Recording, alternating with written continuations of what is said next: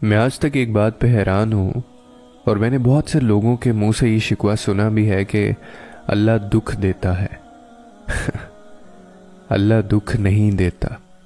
दुख तो हम खुद खरीदते हैं, कभी गलत इंतखाब से, कभी बेजा तवक्कुआत से, और कभी ख्यालात से। अल्लाह तो बस आजमाता है, और अपनों को ही आजमाता है, सबको नहीं आजमाता वो। कि मेरा कौन और कितना है, कौन मोहब्बत के दावे में सच्चा है। और पता है, अगर अल्लाह हमें खुद से करीब करने के बहाने ना बनाए तो हमें हमारे और अल्लाह के दरमियान मीलों का फासला आ जाए। इसका तो आजमाना भी मोहब्बत है। और ये कितनी खूबसूरत बात है कि वो आजमाता हर एक को नहीं है, वो आजमाता उन्हीं को है जिनसे उसको मोहब्बत है और जिनको उससे मोहब्बत है। और हम कहते हैं कि हमारी दुआएं भी कबूल नहीं होती।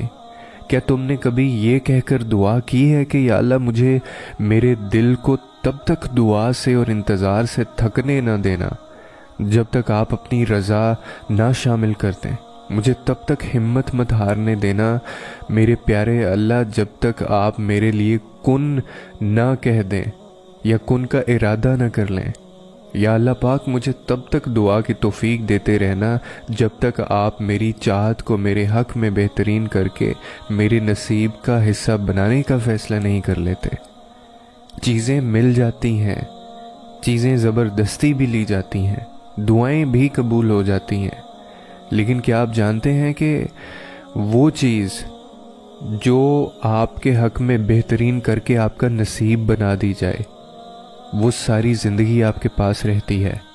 और अगर आप कोई ऐसी दुआ करेंगे या आप ऐसी चीज़ों के पीछे भागेंगे जो आपको तो लगता है कि आपके हक में बेहतर है, लेकिन उस पाक ज़ात ने उसको आपके नसीब का हिस्सा नहीं बनाया, तो वो चीज़ आपको मिल तो जाएगी, हो सकता है, लेकिन उस चीज़ का आपके पास रहना आखिर नहीं है, वो आपसे दूर चली जाएगी।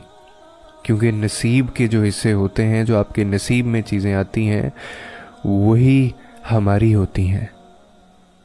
लेकिन हमारा मसला ये है कि हम दूसरे लोगों की नसीब की चीज़ें अपने नसीब में लाना चाहते हैं।